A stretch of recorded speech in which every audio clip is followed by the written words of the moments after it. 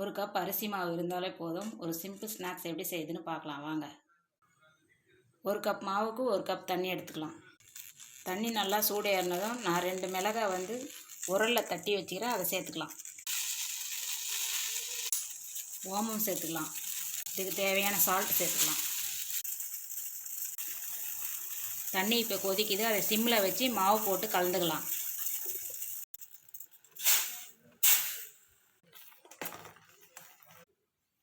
சூடு ஆறிடுச்சு. இப்போ நம்ம பிணைஞ்சிக்கலாம். மாவு இப்போ ரெடி ஆயிடுச்சு.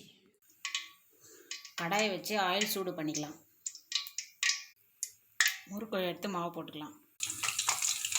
எண்ணெயில் இப்போ போட்டுக்கலாம். போட்ட உடனே கரண்டி போடக்கூடாது, கொஞ்சம் வெந்த பிறகு தான் நம்ம கரண்டி போடணும். எடுத்து இப்படி உடச்சி விட்டுக்கின்னு சால்ட், சில்லி பவுடர்,